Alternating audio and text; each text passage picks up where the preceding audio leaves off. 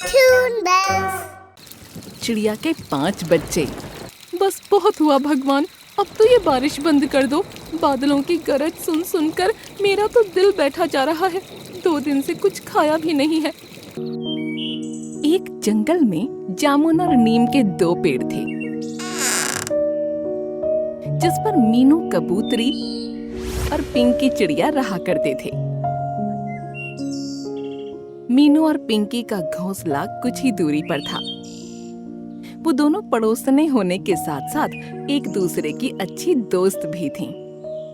एक दिन, अरे रे, आज तो मौसम बड़ा खराब है। लगता है जोरदार बारिश आने वाली है। सिर्फ आज ही नहीं, अब तो बरसात का मौसम शुरू हो गया है। अब तो रोज ही बारिश आएगी। अब ऐसे मौसम की आदत डाल लो। मुझे ऐसा लगता है हमें जितना हो सके अनाज जमा कर लेना चाहिए। जल्दी ही हमारे बच्चे भी दुनिया में आने वाले हैं। हमें उनके लिए भी तो सब तैयारी करनी होगी ना। ठीक कह रहे हैं आप। मैं अपनी सहेली मीनू से मिलकर आती हूँ, फिर हम दोनों साथ में दाना लेने के लिए भी चले जाएंगे। हाँ, ठीक है। पिंकी उड़कर मीनू कबूतरी के घोंसले के पास पहुंची और जाकर दरवाजा खटखटा देती है। दरवाजे पर दस्तक सुनकर मीनू कबूतरी दरवाजा खोलती है। अरे वाह पिंकी, तुम! सच बताऊं तो मैं तुम्हें बहुत याद कर रही थी। कैसी हो तुम? मैं तो ठीक हूँ, लेकिन ये बता, तू आजकल दिखाई नहीं देती। ना दाना लेने के लिए साथ चलती है, ना शाम को ठंडी हवा में निकलती है। तेरी तबीयत तो ठीक है ना? पिंकी की बात सुनकर मीनू कबूतरी थोड़ा शर्मा जाती है और उसे अपने साथ घोंसले के अंदर ले जाती है। ये देख, मेरे बाहर न निकलने का कारण कोई बीमारी नहीं बल्कि ये है। पिंकी ने देखा कि सामने 3 अंडे रखे हुए हैं और मीनू उन्हें प्यार से देख रही है। ये तीनों अब दुनिया में आ चुके हैं और अभी मेरी इन तीनों अंडों को ढेर सारा प्यार और देखभाल करने की जरूरत है। और फिर तुझे तो पता ही है ना कि अंडों को शिकारी पक्षियों से भी बचाकर रखना होता है। इसीलिए आजकल मैं पूरा दिन अपने अंडों के पास ही रहती हूँ। मुझे तो लगा था कि जब मैं 1-2 दिन बाहर नहीं निकलूंगी तो तू खुद मुझे ढूंढते हुए मेरे घोंसले तक आ जाएगी। अरे वाह, ये तो तूने बहुत अच्छी खबर सुनाई। बहुत बहुत बधाई हो तुझे। कुछ दिनों में मेरे भी अंडे आने वाले हैं और जब हमारे अंडों से बच्चे बाहर आएंगे तब हमारे बच्चे साथ साथ बड़े होंगे। कितना अच्छा लगेगा ना मीनू, जब हम दोनों की तरह हमारे बच्चे भी गहरे दोस्त बन जाएंगे। तेरा मतलब तू भी पेट से है क्या? हाँ मेरी प्यारी सहेली, मेरे घर भी खुशियाँ आने वाली हैं। दोनों सहेलियां एक दूसरे की खुशी में बहुत खुश थीं।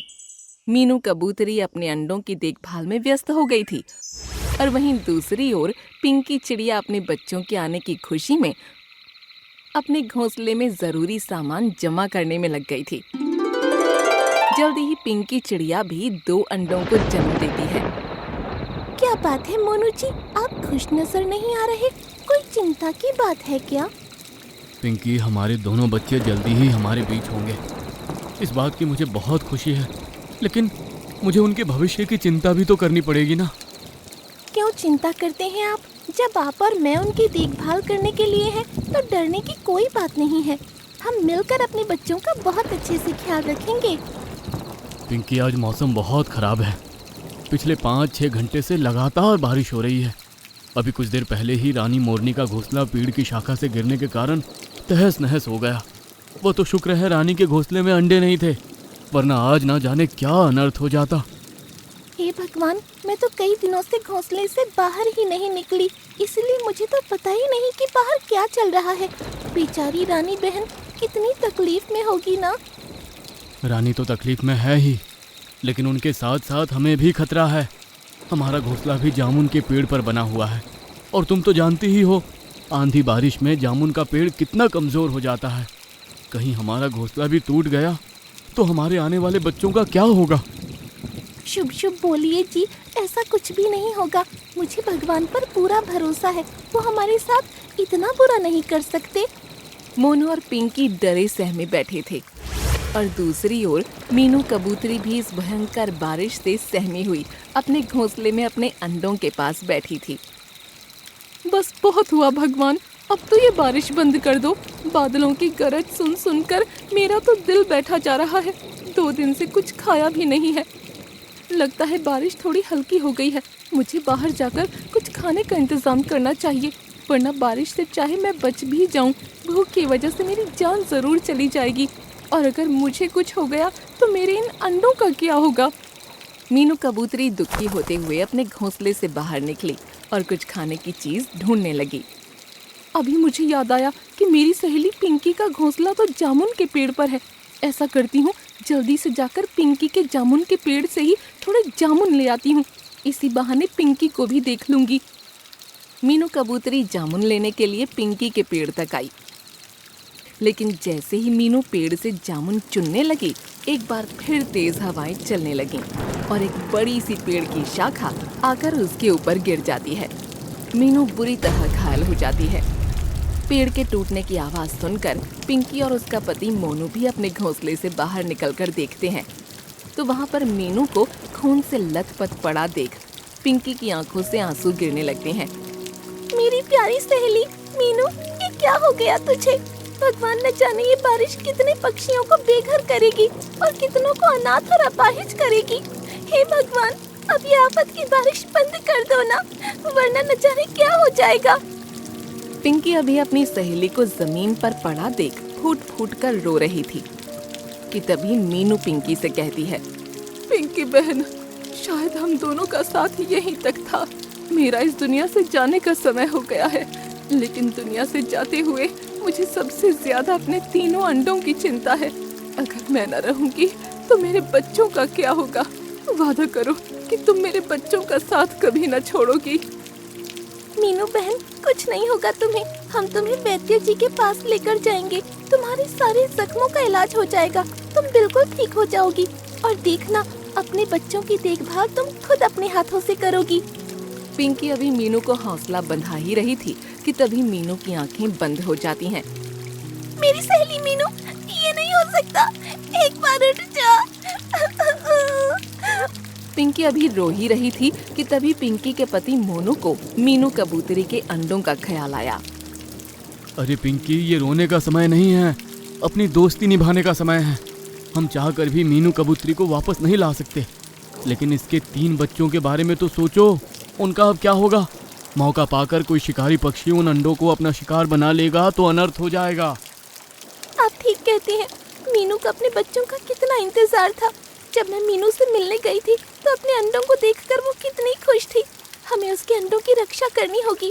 और आपने देखा ना, मरते वक्त उसने मुझसे अपने अंडों की रक्षा करने का वचन भी लिया है। लेकिन हम क्या करें पिंकी, हमारे अपने भी 2 अंडे हैं। अगर हम मीनू के अंडों की चिंता करेंगे तो हमारे अपने बच्चों का क्या होगा? शायद ये परीक्षा की घड़ी है पिंकी। तुम बस ये समझ लो कि तुम्हारे 2 नहीं 5 अंडे हुए थे। अगर तुम 2 की जगह 5 अंडों को जन्म देती तो क्या उनकी देखभाल नहीं करती? मैंने सोच लिया है, हम मीनू के अंडों को भी अपने अंडों की तरह ही देखभाल करेंगे। मोनू की बात सुनकर पिंकी चिड़िया मीनू के घोंसले में आती है।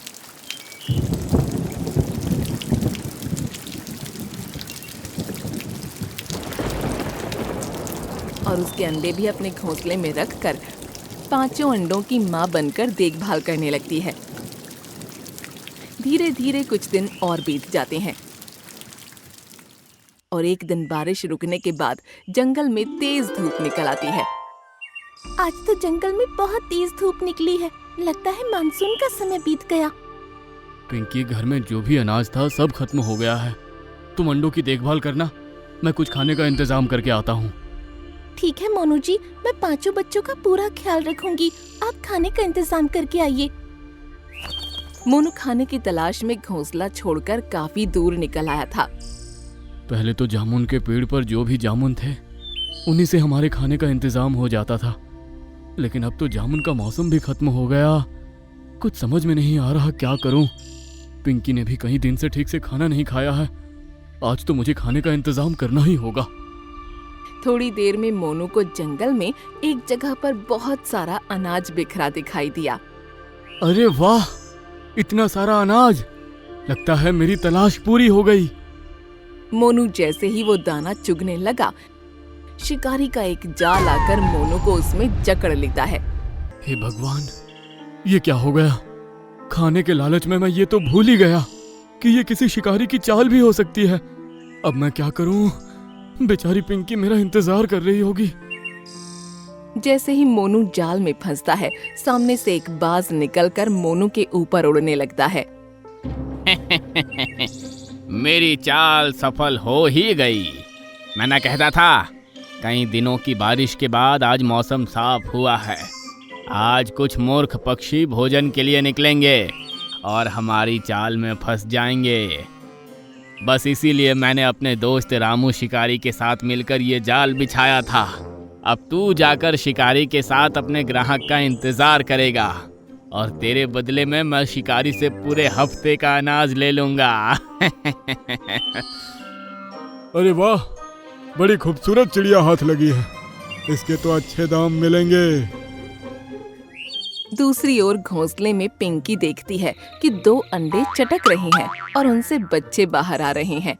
कुछ ही देर में मीनू कबूतरी और पिंकी चिड़िया का एक एक बच्चा अंडे से बाहर आ जाता है और अपने नन्हे बच्चों को पहली बार देखकर पिंकी चिड़िया की आंखें भर आती हैं।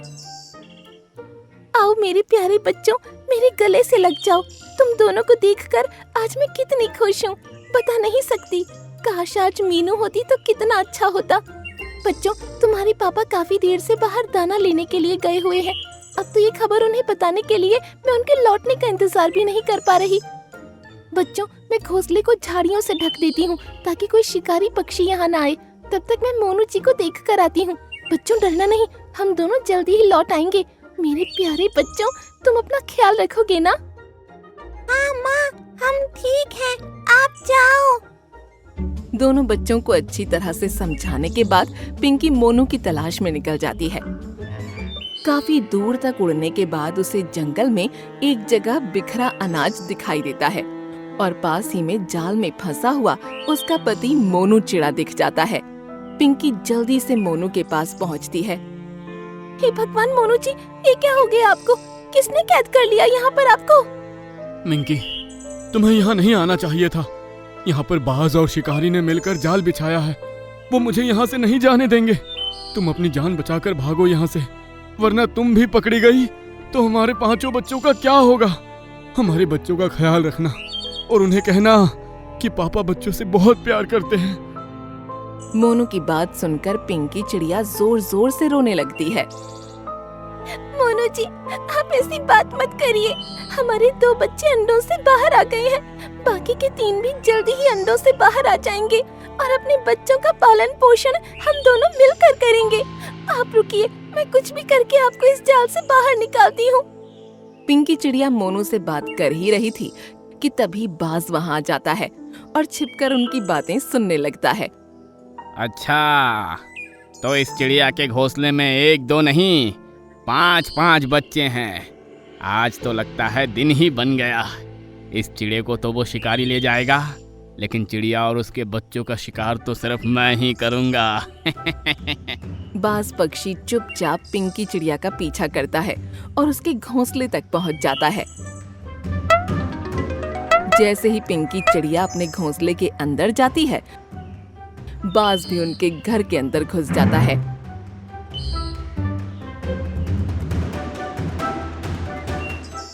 इस जंगल में एक चिड़िया ने 5-5 अंडे दिए हैं और मुझे ये बात पता ही नहीं है। अरे चिड़िया, कहाँ छिपा कर रखे थे ये स्वादिष्ट अंडे?